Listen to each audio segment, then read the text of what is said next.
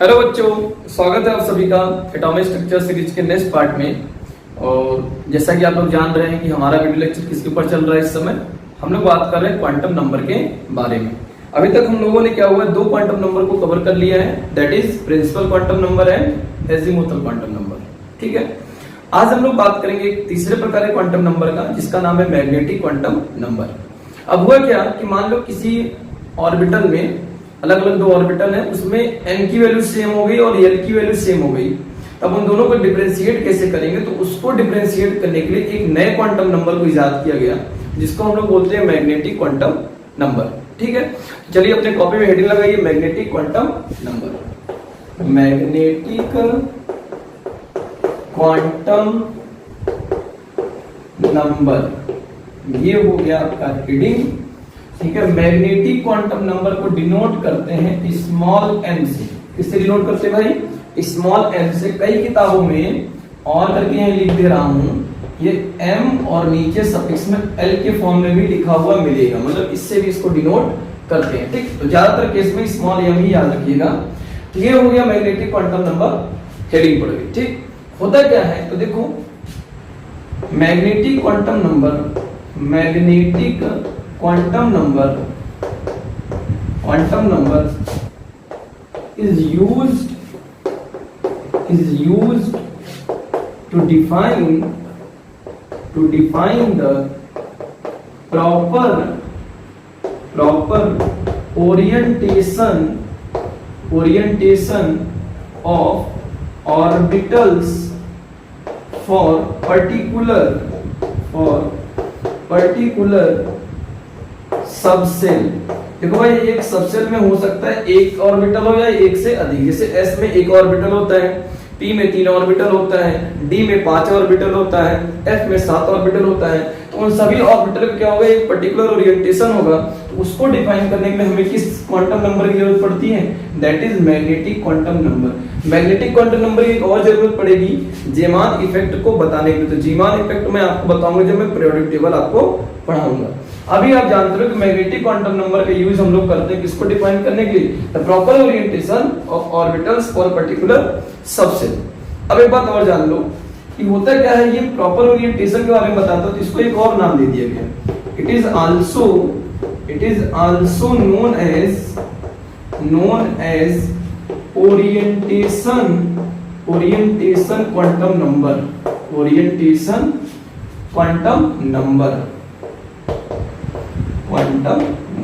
याद रखिएगा, ओरिएंटेशन बताने के कारण इसको क्या बोल दिया गया? Orientation quantum number. तो दो नाम आ गए। ठीक है, चलो ये तो हो गया भाई क्या यूज करते हैं।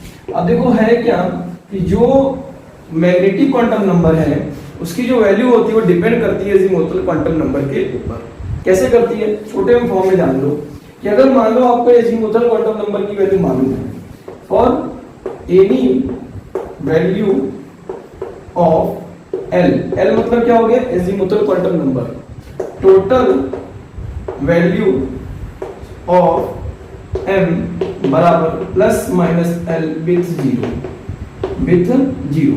मतलब अगर आपको l की वैल्यू मालूम है तो m की वैल्यू क्या हो सकती है? उस l की वैल्यू के प्लस के साथ साथ माइनस की वैल्यू विथ जीरो के साथ। ठीक है, तो मतलब अगर मान लो l की value if l is equal कितना हो गया भाई? 1 हो गया, तो m इज इक्वल कितना हो जाएगा? अब 1 को क्या रख सकते हैं? पहले -1 फिर 0 फिर क्या आएगा? 1। तो 3 वैल्यू आ गई। ये की वैल्यू अगर 2 आ गई तो m की वैल्यू कितनी हो जाएगी? -2 -1 0 1 और 2। इस तरीके से हम इसकी वैल्यू निकाल सकते हैं मैग्नेटिक क्वांटम नंबर की। अब मान लो शॉर्ट में क्वेश्चन पूछ लेगा कि right the maximum values of magnetic quantum number, और आपको क्या हो, एजीमुथल क्वांटम नंबर की वैल्यू दी गई है। तो उसका एक छोटा सा फॉर्मूला याद रख लो, वो हो जाएगा m is equal 2l plus 1। m is equal 2l plus 1। आपको l की वैल्यू मालूम होगी, आप इसके अंदर भरिएगा तुरंत आपका आंसर बाहर आ जाएगा। जैसे मान लो l की वैल्यू 1 अगर मालूम है तो इसके अंदर रखो, कितना है? 2 × 1 2 बन जाओ 1 प्लस 1 कितना है? 3। तो टोटल देखो कितनी वैल्यू आ रही है? 3 आ रही है ना। अगर 2 रख दोगे कितना आ जाएगा? 2 2 4 प्लस 1 5। तो टोटल कितनी वैल्यू आ रही है? 5। यहां से आप तुरंत बता सकते हो कितनी मैक्सिमम वैल्यूज आ सकती है किसकी? मैग्नेटिक क्वांटम नंबर की, अगर आपको क्या पता हो? एजीमुथल क्वांटम नंबर मालूम। ठीक है, अच्छा एक बार नोट कर लेना, क्या नोट कर लेना? यदि इफ n इज इक्वल 0, अगर n की वैल्यू क्या है 0 है, then m is equal also 0, m की वैल्यू भी क्या होगी 0 और कोई दूसरी वैल्यू नहीं होगी। ये बात हमेशा याद रखना, अगर n की वैल्यू 0 है तो m की वैल्यू भी क्या होगी 0, उसके अलावा और कोई वैल्यू पॉसिबल नहीं है। अच्छा, ये तो हम जान गए। अब हम लोग चलते हैं वहां पर कि जहां पर हम देखना चाहेंगे कि कैसे हम मैग्नेटिक क्वांटम नंबर का यूज करते हैं प्रॉपर ओरिएंटेशन बताने के लिए। ठीक है, इसको इरेज करता हूं और आगे की तरफ बढ़ते हैं। ठीक है, देखो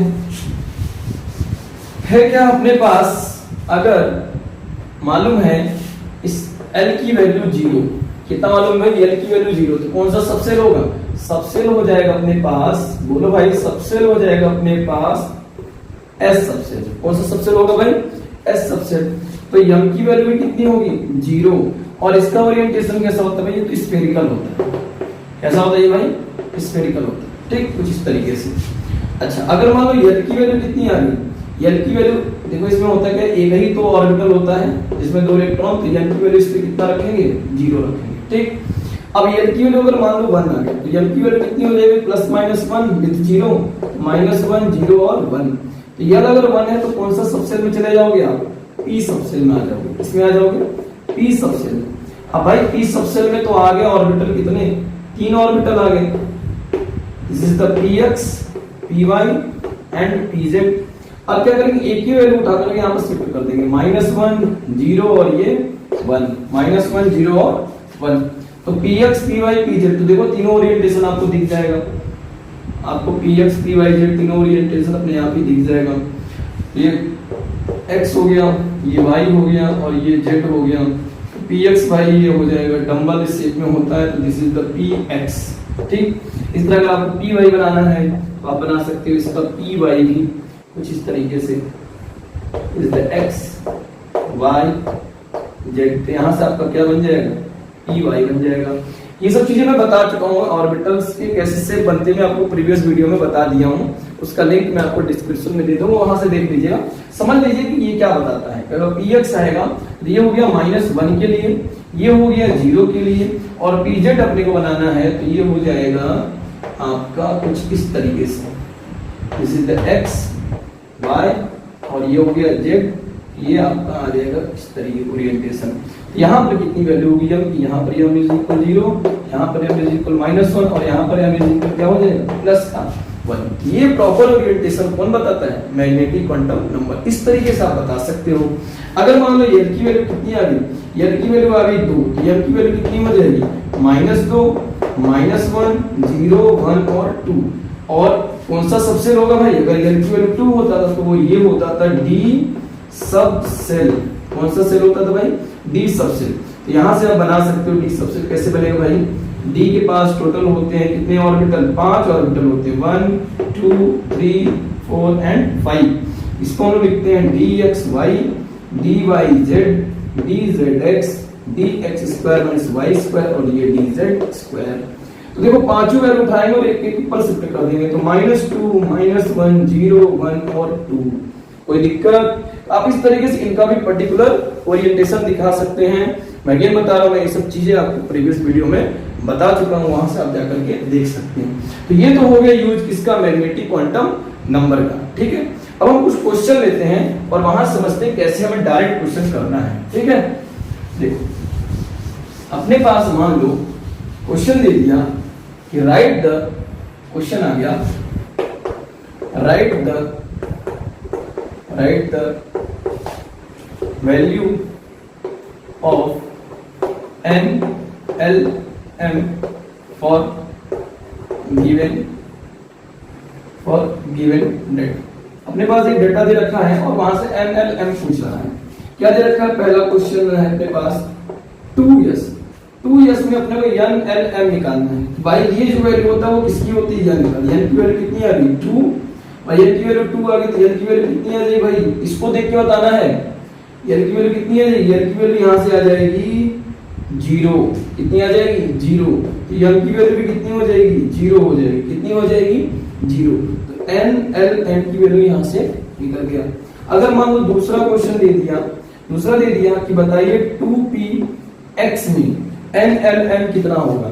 भैया n की वैल्यू कितनी है, यहाँ पर 2 है, n की वैल्यू कितनी आ जाएगी भाई, 0 के लिए s होता है, 1 के लिए p होता है, 2 के लिए d होता है, 3 के लिए f होता है, अगर n की वैल्यू ऐसे हो। ठीक है, बता चुका हूं ना। अब देखो कौन सा भाई p है, तो n की वैल्यू कितनी हो जाएगी, n की वैल्यू हो जाएगी 1। कितनी हो जाएगी 1। अब 1 हो गया तो भाई m की वैल्यू कितनी हो जाएगी, 3 वैल्यू होगी, -1 0 और 1। अपने को 3 नहीं लेना, एक ही लेना भाई। अब भाई n की वैल्यू 1 होगी तो p में तो 3 ऑर्बिटल आएंगे ना, ये px py pz, ये तीनों वैल्यू -1 0 और 1 रख देंगे। अब ये यहां से हटा दे रहे हैं, कौन सा लेना भाई px का, तो यहाँ पर रिजल्ट कितना आएगा -1। ये हो गया इसका रिजल्ट, कोई दिक्कत नहीं। मान लो तीसरा क्वेश्चन दे दिया, 2pz में अपने को तीनों क्वांटम नंबर निकालना है, तो n की वैल्यू कितनी आ जाएगी, n की वैल्यू 2, n की वैल्यू अगेन कितनी होगी भाई 1, m की वैल्यू इस बार कितनी हो जाएगी, z देना है, z में क्या है 1। ये हो गया NLM की वैल्यू।